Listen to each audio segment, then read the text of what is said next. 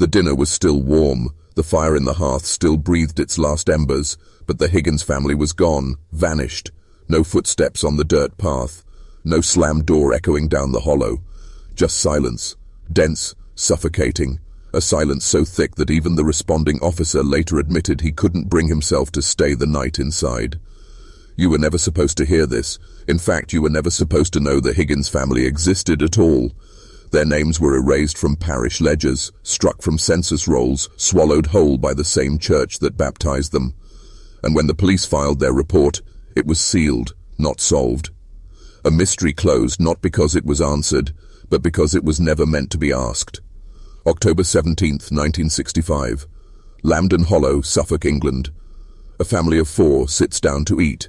Harold, Agnes, Henry and little Alice. Reclusive, quiet, proper. No enemies, no scandals, no debts to settle.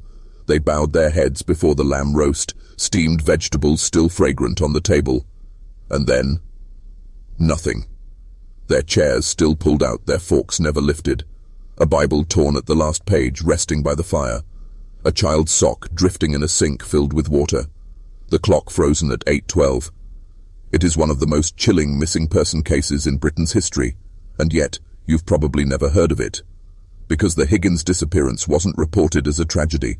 It was recorded as an offering. What I'm about to tell you does not come from rumor or folklore. It comes from files mislabeled and hidden, from voices captured on police cassettes that cut into whispers, from parish ledgers marked with spirals that seem to hum when stared at too long. And it comes from the testimony of one woman, an old neighbor long forgotten, who said the words that turned my stomach cold. It wasn't that they vanished. It was their turn. Their turn. What does that mean? It means there was a system, a cycle, a hidden order that fed on silence, submission and blood. It means the Higgins family didn't fall victim to chance. They were chosen, and once you hear how deep this goes, you'll understand why. Because every cycle leaves a trail, and the trail doesn't end in 1965. It stretches back centuries, through church walls and parish halls, into rituals so old that even the priests burned their own records. Tonight we descend into Lambden Hollow, not just the village, but the underworld that shadows it. The Higgins family is only one layer of the spiral, and once you see it, you can't unsee it. Ask yourself, when was the last time a name, a story, a family simply slipped away from the record of history? When was the last time an entire bloodline was erased as if it never existed? You probably never noticed. And that's the point. You weren't meant to notice. I want you to understand something before we go further. This isn't a ghost story. This isn't some fireside legend. This is forbidden history, and it has teeth. The Higgins family case is a doorway, a tear in the curtain, that lets you glimpse what's been controlling entire generations. Not governments, not laws. Something older, something that survives on secrecy.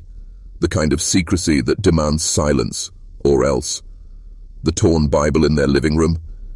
It ended on Genesis 22. Abraham and Isaac.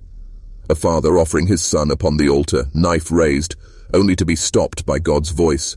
But the last page, the page of reprieve, was gone. What if the Higgins family never had that reprieve? What if the offering went through? The spiral drawn in Alice Higgins' book wasn't a doodle, it was a mark. The same spiral scorched into the beams of the house, carved into stone beneath the floorboards, written in ledgers across decades. It wasn't decoration, it was covenant. And the question isn't what happened to the Higgins family. The real question, the one that will keep you up tonight, is why did no one try to save them? Because silence protects power, and power, in Lambden Hollow, was never about sermons or scripture. It was about who was chosen to give and who was chosen to take. And so, in the autumn of 1965, the Higgins family was given. The first time you hear this, it feels like horror. But stay with me, because horror is only the surface. Beneath it lies a pattern, one that repeats every 18 years. A cycle of families who appear, are erased, and then are spoken of only in whispers, if at all. And if cycles repeat, then you must ask yourself, what about now? What about tonight? I'm telling you this because knowledge itself is dangerous. Once you see the spiral, you are already inside it. That's why most people will turn away, laugh it off, tell themselves it's just a story. They don't want to feel the weight. They don't want to feel chosen. But you're still here, which means you're ready. So take a breath, lean in, because this is where the descent begins. The Higgins family didn't disappear. They were given, and you're about to see who took them. If you want to know what truly happened to the Higgins family, you cannot look at the police reports. The police were pawns, frightened men sent into a house they didn't understand, who filed their notes and then buried them under internal review only. To find the truth, you have to look at what isn't there. I spent weeks in the Suffolk archives, where the air tastes like dust and mold, the paper brittle under your hands. Case file HG12, misfiled in a green container beneath a stack of weather damage assessments. It should not have been there. It should not have been anywhere. But that's how secrets survive. They hide in plain sight, counting on the fact that no one looks closely enough. The file was thin, too thin. A disappearance of 4 people, parents and 2 children, reduced to 10 pages of notes, a few photographs, and a single audio cassette. But the strangest detail wasn't what was in the file, it was what was missing. No missing persons posters, no follow-up investigations, no community appeals. It was as though the Higgins family had been swallowed whole by the earth, and everyone had quietly agreed never to speak their names again.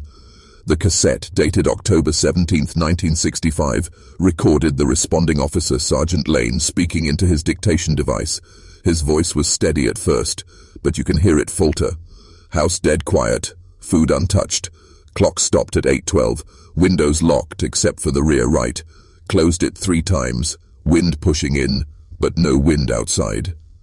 He pauses and the tape scratches like something brushing the microphone. Then he adds, dogs refused to enter kitchen. 1 urinated on the doorstep, howled until removed. That note never made it into the official transcript. It was crossed out, hidden in the margins, as if someone thought the sound of an animal's fear made the truth too obvious. But the house wasn't the only thing scrub. Ed clean.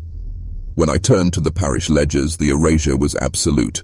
Lambden Hollow was a small village, a place where everyone was accounted for in birth, baptism, marriage, and burial. And yet, from 1963 onward, the Higgins family simply isn't there. No baptism for Henry, no christening for Alice, no entries under Harold or Agnes. The priest's handwriting runs smooth and ornate, decade after decade, until 1965.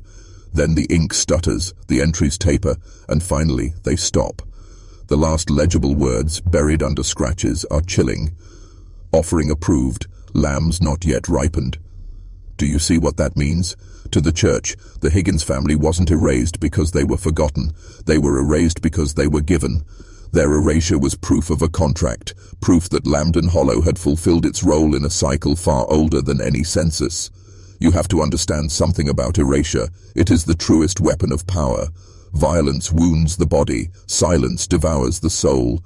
When a name is removed from record, that person ceases to exist in the world of the living. They can no longer be remembered, mourned, or prayed for. They are not lost. They are consumed. I spoke with one of the last living neighbors, Margaret Pell, 87 years old. She lived 2 cottages down in 1965. Her eyes were sharp, her voice unwavering. When I asked her why no one in the village ever raised alarm, she looked at me as though I were a child. Because it was their turn, she said. That family didn't vanish. They were taken. She would say no more. Her hands trembled as she reached for her rosary, muttering the Lord's Prayer, but she never broke eye contact. That phrase, their turn, has haunted me. What does it mean to be chosen in silence, to have your existence wiped clean, not because you failed, not because you sinned, but because it was simply time? That is the cruelty of systems like this. They do not justify, they do not explain, they do not bargain, they choose. And once chosen, you are not remembered. I found one surviving photograph of the family. It was tucked into the back of a local almanac, faded, edges curling. Harold stiff in posture, Agnes pale and unsmiling, Henry and Alice standing between them. The children's eyes looked wrong, too sharp, too alive for the faded paper around them. As though the photograph had aged, but their gaze had not. Staring at it too long gave me a headache, a low hum in the back of my skull. Photographs, ledgers, police files, each one telling the same story. Not of loss, but of erasure. Not of accident, but of ritual. And all of it centered on Lambden Hollow, a place where the church bells had long since stopped ringing, where the chapel doors were locked with iron keys, and where the silence was thicker than the soil.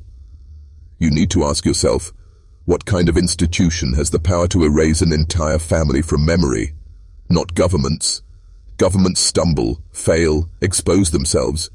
But churches endure. They do not erase with violence. They erase with omission. They tell you someone never existed, and within one generation the silence is complete. The Higgins family's names were struck from the record, their home condemned, their photographs buried in archives, their story whispered only by those too old to care about punishment. But punishment comes. Even speaking their name carries weight.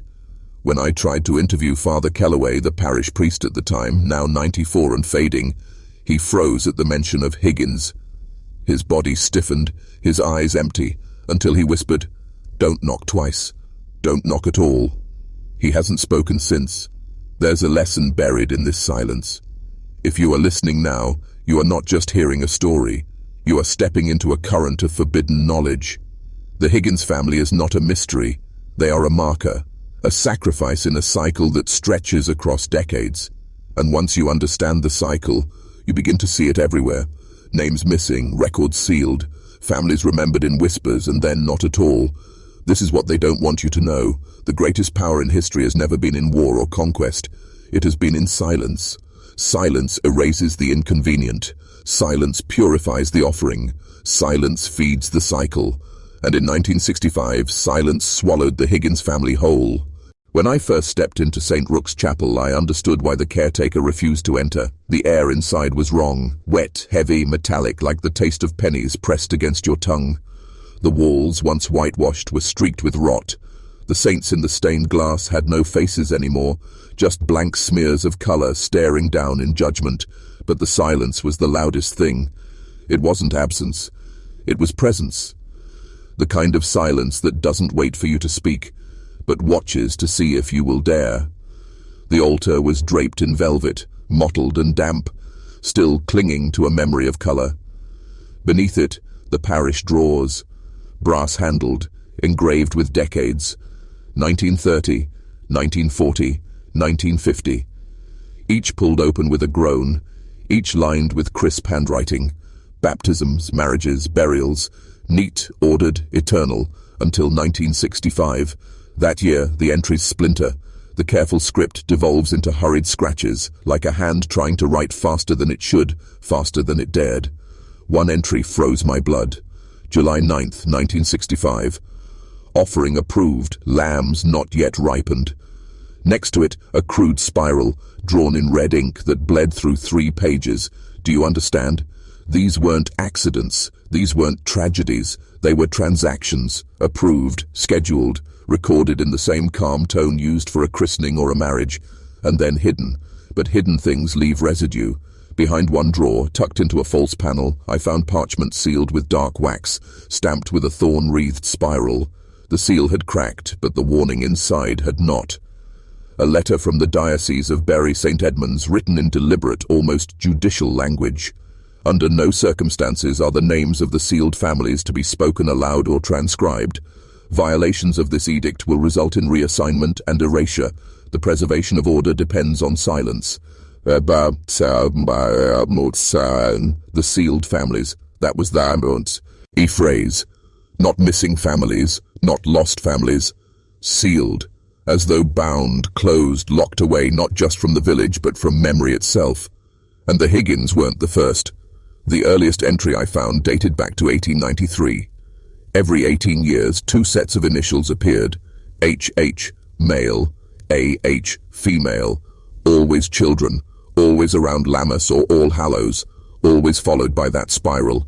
1893, 1911, 1929, 1947, 1965. The same cycle, the same offering.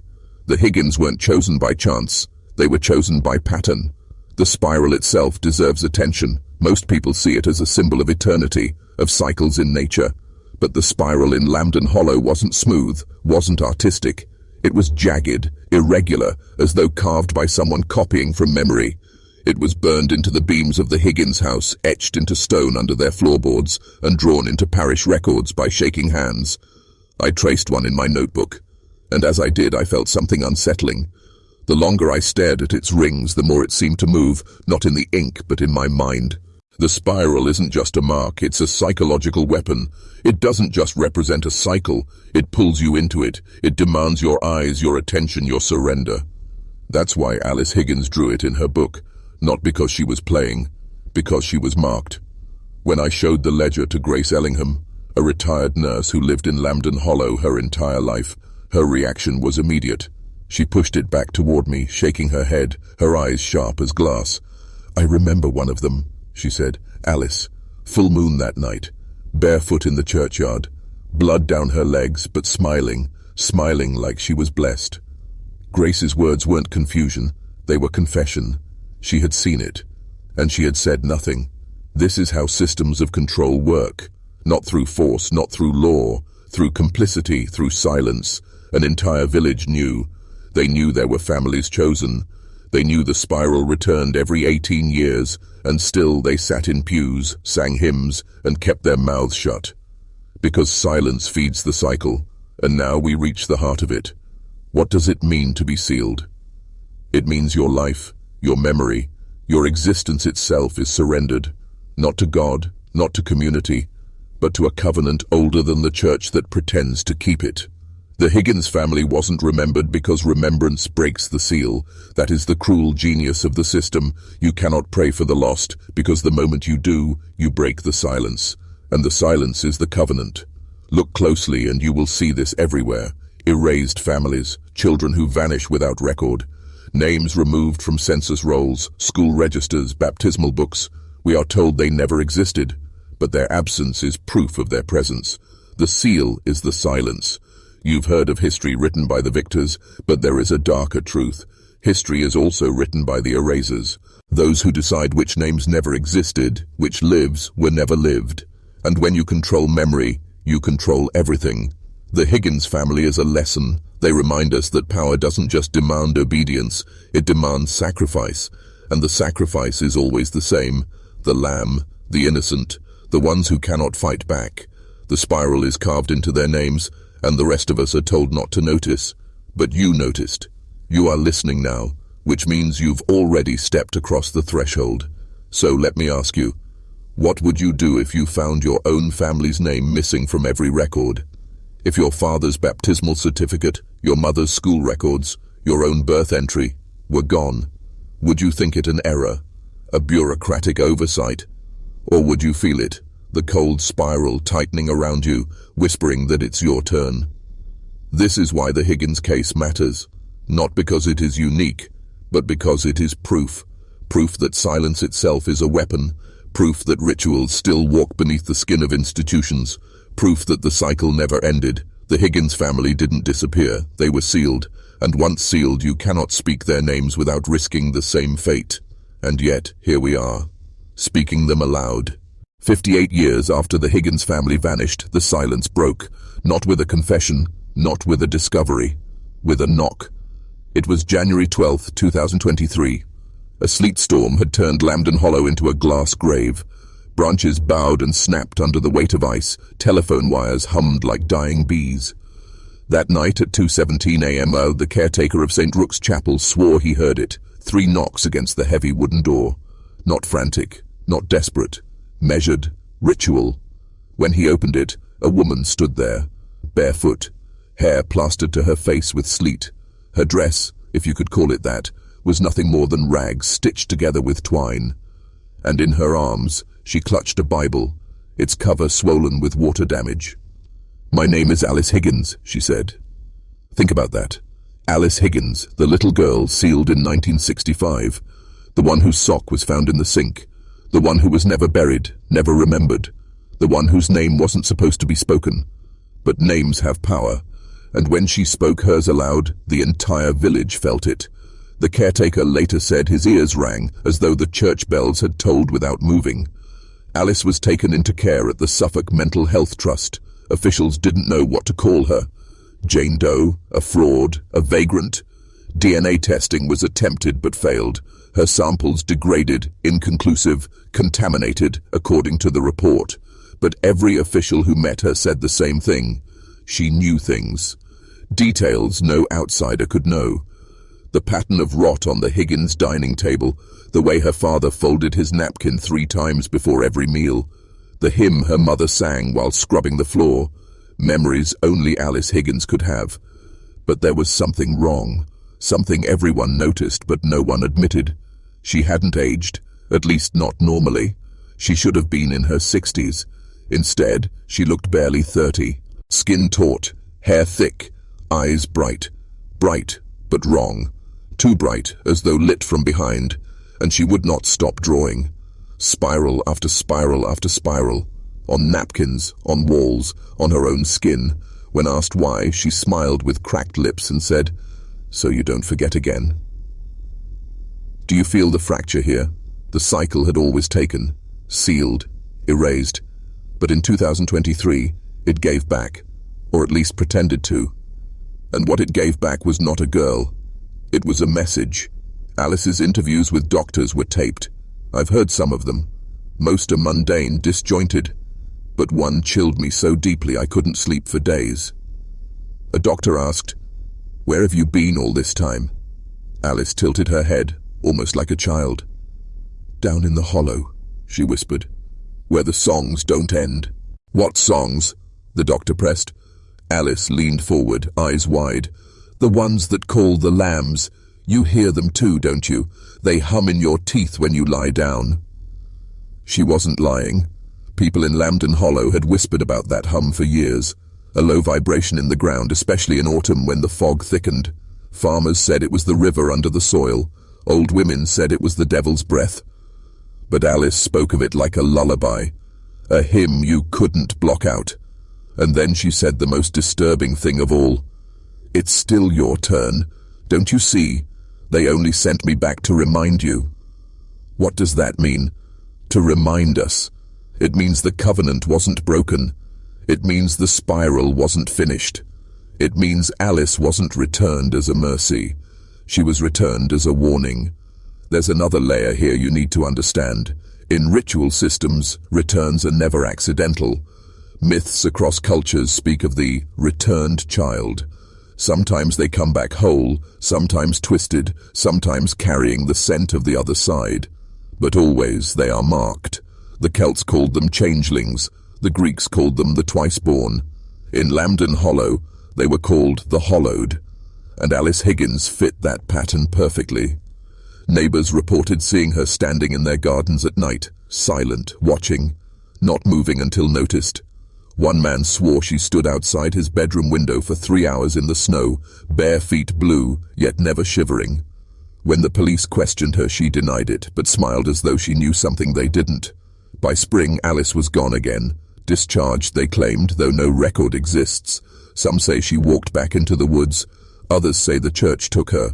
One villager swears she still sees her in the graveyard at dusk, walking the rows, leaving spirals scratched into the stone.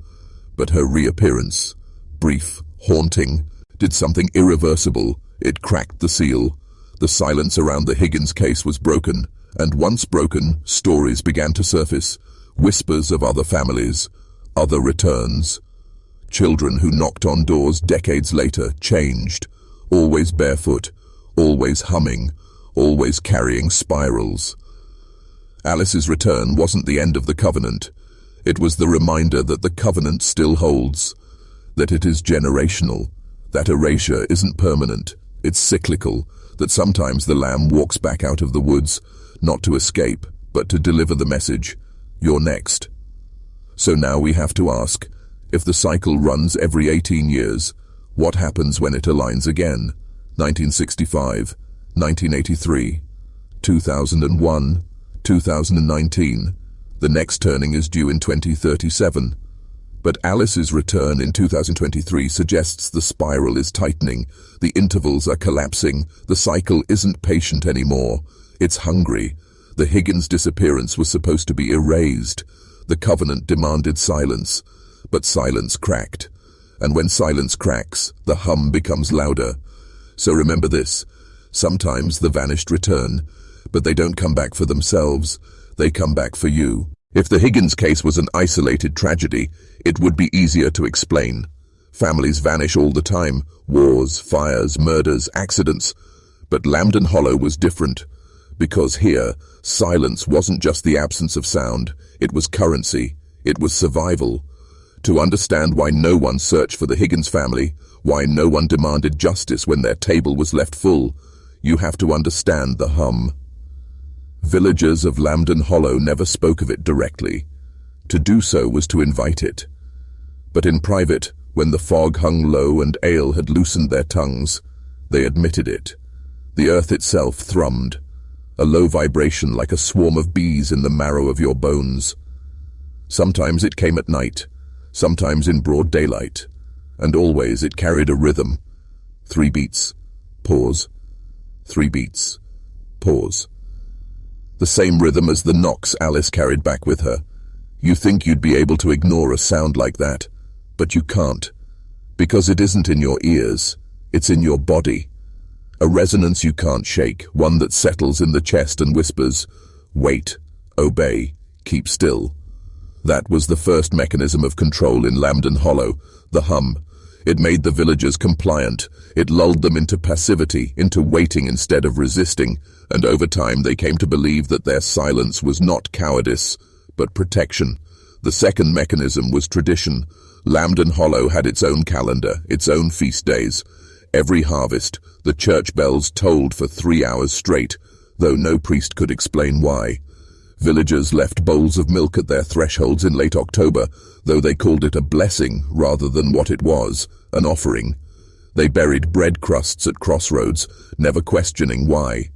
These weren't eccentric customs, they were fragments of an older covenant, disguised as harmless ritual. And the third mechanism, complicity. You see, not everyone was chosen to give.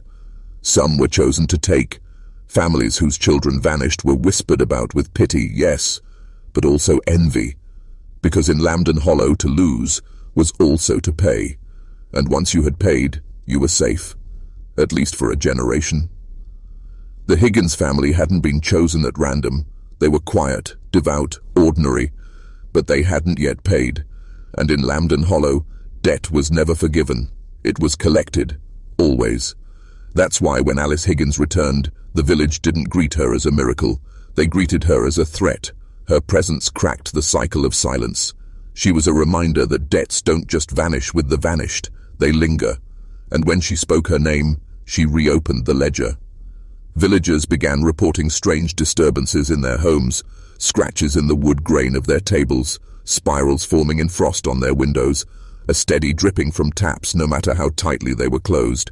These weren't hallucinations, they were reminders. Each one whispering, "You owe."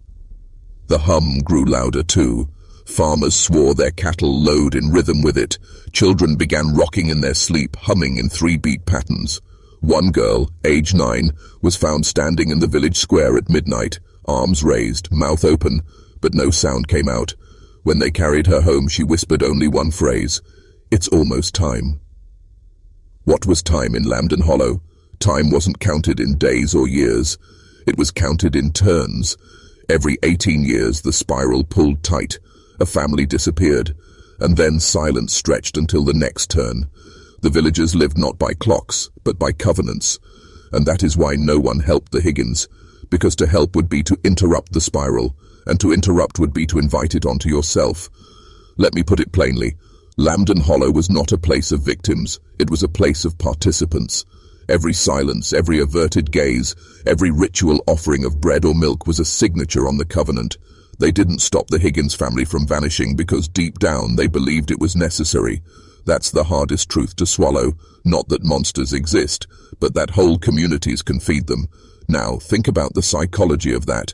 Imagine growing up in a place where every adult around you knows something but never says it, where rules are followed but never explained, where the air itself hums in your chest until you fall asleep. Over time, that isn't fear. That's faith. Faith that the silence will protect you, even as it condemns someone else. That's what Alice broke when she came back. She carried memory into a village that had survived on forgetting. She carried a name into a place that had thrived on erasure. And names in Lambden Hollow are dangerous, because once spoken, they ripple through the spiral. After Alice appeared in 2023, the village split. Some believed she was pit as a warning. Others believed she was bait, sent to trick them into breaking the silence. Old arguments surfaced. Whispers of other families erased long before the Higgins, the Mortons in 1911, the Wells in 1893. The ledger was longer than anyone wanted to admit, but the most disturbing part, some villagers welcomed her return. They saw it not as a curse, but as an opportunity. If Alice had been given back, perhaps the covenant was loosening, perhaps the spiral could be bargained with, perhaps new rules could be written. And bargains, as we'll see, are always worse than silence. Because silence demands only your complicity. Bargains demand your soul. So remember this when you think of Lambden Hollow. The Higgins family didn't just vanish because a force took them. They vanished because their neighbors allowed it, because silence itself is a weapon. And once wielded long enough, silence becomes faith, and faith can kill. The Higgins family was not the first. When Alice returned, she forced the village to remember. And in remembering, a ledger surfaced. Not a book of accounts, not a legal record, but something much older. Scraps of parchment, parish notes half erased, symbols carved into the beams of barns and the backs of pews. Together they told a story the villagers had done their best to forget. The spiral hadn't begun in 1965. It had been turning for centuries. The first entry we can trace comes from 1747, the Cartwright family. Farmers, devout and hard-working. On All Hallows Eve, their cottage was found deserted, food still steaming on the hearth. The parish scribe noted that their debt has been rendered. That phrase, rendered as if they were payment, reappears again and again. Next, 1765, the Mortons, a mother, father and 3 sons. Gone. No graves, no records after that year. In the parish register, their names are crossed through with a spiral. No ink, just a burn mark, as though the page itself recoiled from them. By 1793, the pattern was undeniable. Every 18 years, a family was taken, and each time the silence grew thicker, as if the village was smothering its own guilt beneath ritual. The Wells family, the Ashcrofts, the Whitfields, 1811, 1829, 1847. Each turn of the spiral claimed another bloodline. Each time the same clues. A torn Bible, a clock frozen at the hour of disappearance, a spiral marked somewhere in the home. And each time the ledger was updated, not in words but in symbols. A circle, tightening. When researchers finally uncovered these fragments in the 1980s, they realized something horrifying. The spiral wasn't random, it wasn't chaos, it was mathematics. 18 years. Always 18. Why 18? In Jewish mysticism, the number 18 corresponds to the word chai, life. In numerology, 18 reduces to 9, the number of completion. In Lambden Hollow, it was neither. In Lambden Hollow, 18 meant a turn of the spiral, a cycle closing, another beginning. Life ending, debt completed, and each turn was precise, too precise to be coincidence. By the time the Higgins were taken in 1965, the cycle had been repeating for over 2 centuries, and the villagers, those who survived, lived with the weight of knowing whose turn was next. Families counted years the way prisoners count days, scratching lines into walls. Children grew up under the shadow of inevitability, knowing that if their surname wasn't marked in the ledger, it soon would be. Think about that. Imagine raising a child not to dream of a future, but to prepare them for disappearance. Imagine bowing your head in church while knowing that in a few years you might be offering your neighbor's children to the spiral. This wasn't superstition, it was structure, a hidden calendar built into the marrow of the village, and yet the spiral didn't just consume, it rewarded. The families who gave were never erased entirely. Their names lived on, whispered as warnings. Their land was often redistributed quietly among survivors. And most chilling of all, in the years following a disappearance, Lambden Hollow thrived. Crops doubled. The river swelled with fish. Illness declined. It was as though the village itself was nourished by the loss. That was the bargain. A family for a harvest. Blood for bounty. Silence for survival. By the 20th century, some villagers tried to resist. After the Wells family vanished in 1929, a small group left Lambden Hollow, moving to Ipswich. They carried with them the stories, but no one believed them. To outsiders, the village was quaint, picturesque, normal. The spiral doesn't leave marks that survive the journey out. It coils itself tight around the land. But those who fled carried something else with them. The hum. They reported hearing it in the night, even miles away. A low thrumming that pulled them back in dreams. Some returned voluntarily. Others wasted away, muttering about spirals until their deaths. That is how deep the covenant runs. It doesn't just bind geography, it binds blood. Which brings us back to the Higgins. When Alice resurfaced in 2023, she was more than a survivor. She was a disruption, because according to the ledger, her family's debt had already been rendered. They were gone. The spiral had closed. And yet here she was, alive, returned. That return was not an accident. The spiral doesn't make mistakes, which means Alice wasn't saved. She was sent back. Why? To remind the village, to reopen the ledger, to restart the cycle. And so the villagers began counting again. 18 years from 1965 is 1983. Another family gone. Then 2001. Then 2019. And now, as the ledger turns once more, the next offering is overdue. Overdue. That word carries weight. Because cycles don't tolerate delay. They collect. And when a debt is overdue, the cost multiplies. Alice's return wasn't a reprieve. It was a warning. The spiral was widening. And if one family was not enough, perhaps the whole village would pay. Do you see it now? The Higgins family wasn't the story. They were just a page.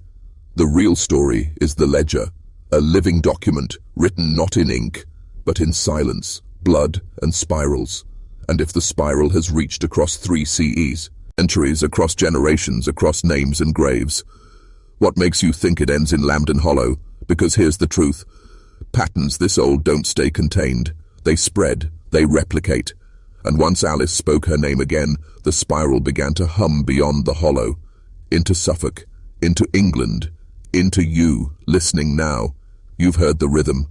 3 beats, pause. 3 beats, pause.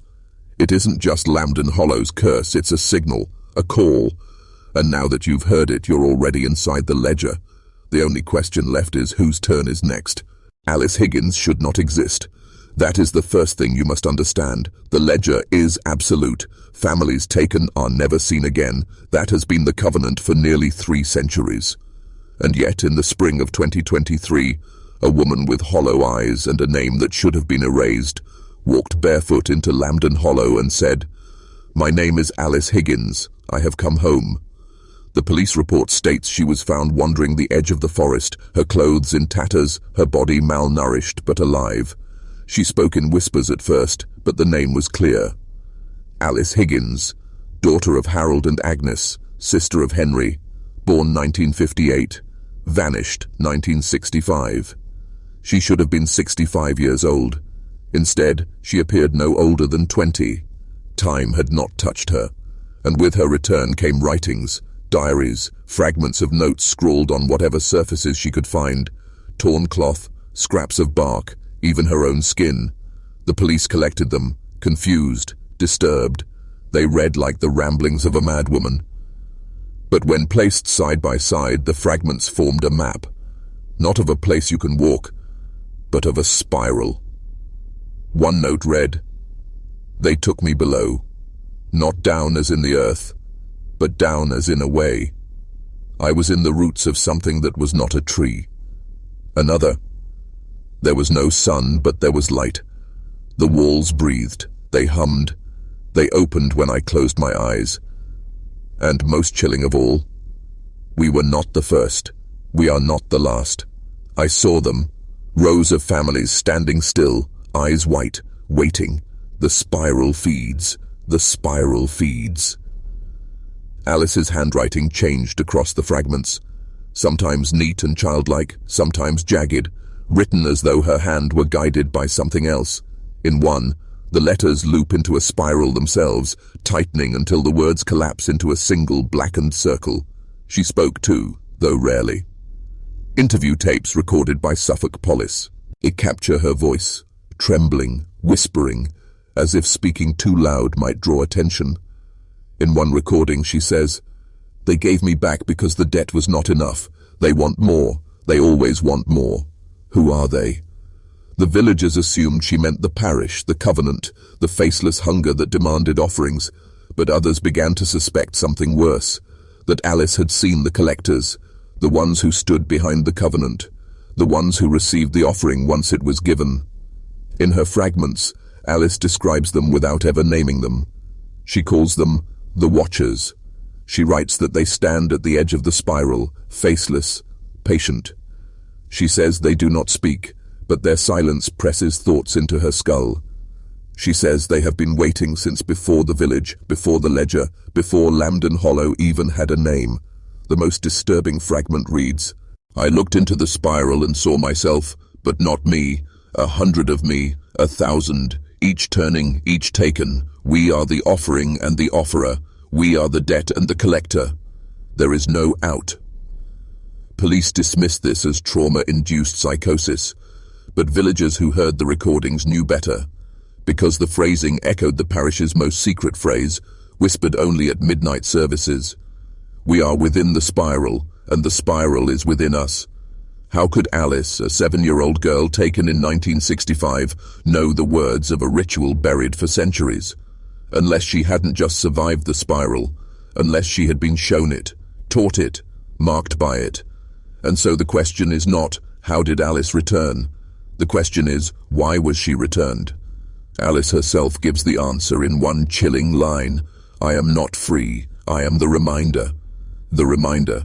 That is the function of her return, to reopen the ledger, to warn the village that the spiral had not been fed enough, that silence had stretched too long, that more was required. But her return did more than restart the cycle. It broke the silence. Reporters came, researchers came.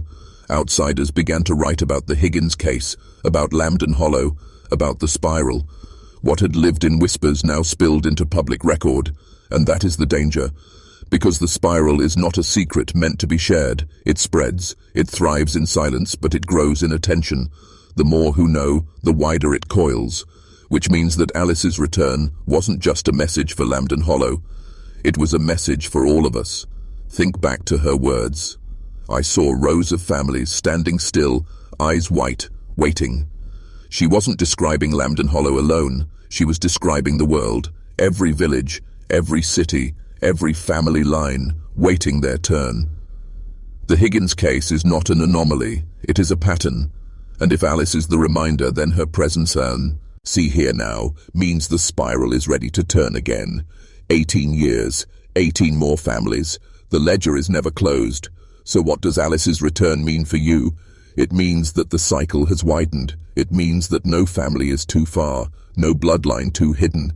It means the offering may not stop at Lambden Hollow, and it means most of all that someone must be next, because Alice Higgins did not escape. She was delivered, returned to tell us what we already feared. The spiral feeds, and the spiral is still hungry. The question is no longer whether the Higgins family vanished. The question is whether Alice's return is the beginning of the end, or simply another turn of the spiral. The Watchers. Alice Higgins never called them demons, never called them gods. She called them what they were. Watchers. Figures at the edge of the spiral.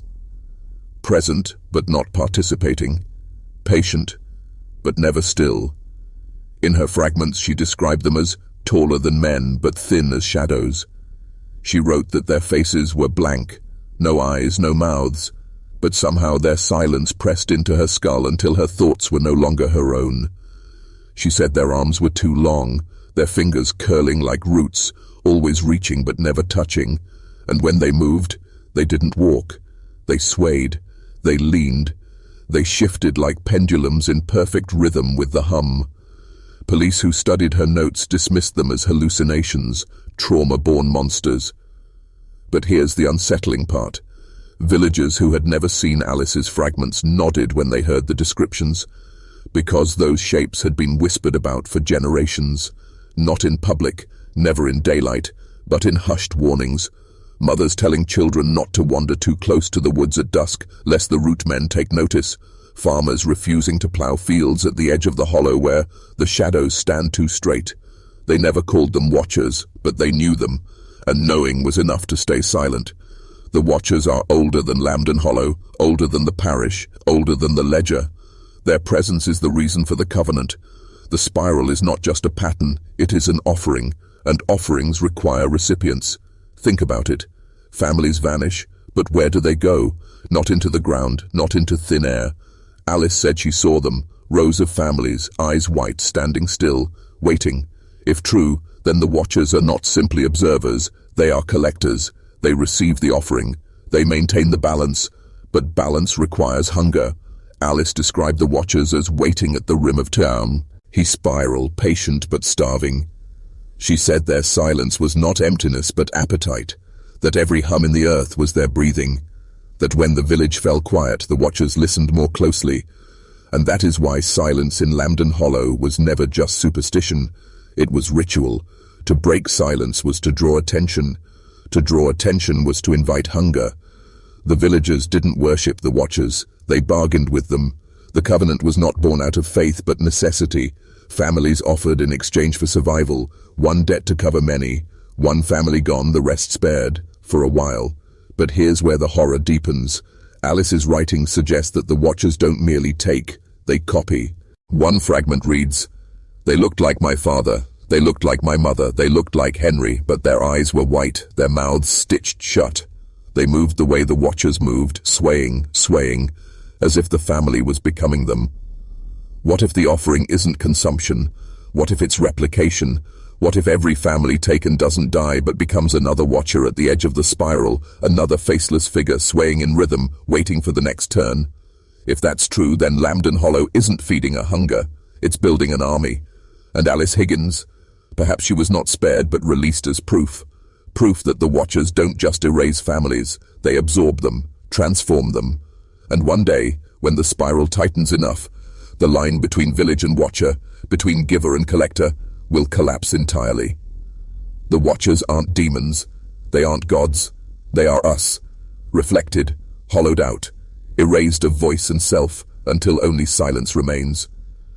Think about that the next time you dream of faceless figures standing in your room, the next time you catch yourself swaying unconsciously to a rhythm you don't remember hearing, the next time silence presses into your chest and you feel the hum in your bones. Because Alice made one thing painfully clear in her fragments. The watchers are not far. They are already here. They are always here. And when you see them, it is already too late. Now consider what her return means in this context.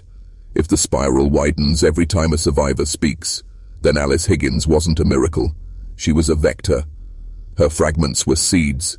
Each word written, each phrase recorded, each story retold spreads the spiral further. We are talking about it now. You are listening, which means you are inside it. The watchers don't need to move, they don't need to travel. The spiral does that for them. It coils outward one layer, istena at a time, until silence falls across the world.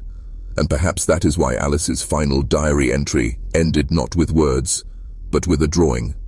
A spiral, yes, but no longer tight. It unfurled across the page, growing wider until its edges disappeared into nothing. And at the outer rim stood dozens of small figures. Villages, families, towns, all swaying, all waiting. It wasn't just a drawing. It was a prophecy. The watchers will not stay at the edge forever. They will step in. And when they do, silence will not be protection anymore. Silence will be the only sound left. Lambden Hollow was never alone. That's the revelation researchers came to once Alice Higgins's fragments began to circulate online. Her words were not unique. They were not even new. They echoed phrases, stories, and terrors that had already existed elsewhere, disconnected, dismissed, filed away in archives as local superstition. But when you lay them side by side, the spiral reveals itself again. Take the case of Ashcombe, a mining town 200 miles north of Lambton Hollow. In 1921, miners refused to work the night shift because they claimed thin men stood motionless at the lip of the mine, swaying in unison. One miner scrawled in his journal, "They watch us but do not move. When the wind stops, I hear them hum." The mine collapsed that same year, killing 18 workers. The survivors swore the men had been taken, not buried. Or consider Brewer's Field in Somerset, where oral history records the day of the vanishing. In 1813, 34 villagers disappeared during Harvest Festival. The few who remained refused to discuss it, speaking only of the pact that was broken. The event was buried in parish records, described simply as famine migration. But buried with those records was a sketch, a spiral etched into the cover page, drawn in ash. And then there is the most chilling account. The winter children of Kolding, Denmark. In 1909, 6 siblings vanished from their farmhouse during a blizzard. Their mother, found days later, was alive but incoherent. Her repeated statement, "They stand in the snow. They are waiting for me to stop speaking." Stop speaking. Silence as survival. Do you see the thread? The names differ, the details shift, but the pattern is constant. The watchers appear, the spiral tightens, families vanish, and silence becomes the only defense. Lambton Hollow is not an isolated curse. It is simply the best documented turn of the spiral. And best turn, the most unsettling evidence, the stories didn't stop in the past. In 2015, a family in rural Maine disappeared without trace. The only clue, their home was found with every mirror shattered inward, as though something had pressed through from the other side. Etched into the wooden floor was a crude spiral, drawn in what investigators described as scorched wood, not ink. The case remains unsolved. In 2018, hikers in northern Scotland reported finding a clearing where the trees leaned inward, bent unnaturally toward the center. In the soil, spirals were carved, not by tools, but as though the earth itself had cracked open in the shape. At night, one hiker claimed to see 3 tall shadows, swaying like grass, but never touched by wind. And in 2021, a video surfaced briefly on the dark web. Grainy, black and white, handheld. It showed what appeared to be a suburban living room. In the far corner stood a figure, taller than human, blank-faced, swaying slightly. No sound, no movement, until the camera holder whispered, "Do you see it?" At that moment, the screen cut to static. The uploader vanished. The video has never resurfaced. Alice Higgins's return did not awaken the spiral. It simply revealed it. What was once confined to whispers in Lambton Hollow now spreads with every retelling, every recording, every attempt to understand. And maybe that's the point. Remember her warning. I am not free. I am the reminder. The reminder is not for Lambton Hollow alone. It is for everyone, because the spiral does not care about borders or language or time. It grows wherever silence is broken, wherever eyes linger too long at the edge of the dark. The watchers do not need to travel. They do not need to chase. They are already standing, patient, faceless, waiting. The spiral does the work for them. You are listening now. You are hearing the pattern, and by hearing, you are part of it. That is the final truth Lambton Hollow teaches us. The spiral is not local. It is not even physical. It is informational, viral. It spreads not through blood, but through knowing. And knowledge is the most dangerous offering of all. When you read Alice Higgins's fragments, you participate. When you speak of the watchers, you invite them. When you trace the spiral, even on paper, even in thought, you draw them closer. This is how they widen the cycle.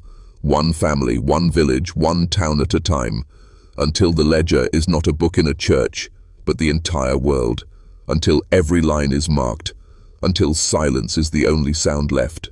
So ask yourself this: how many others have already seen them?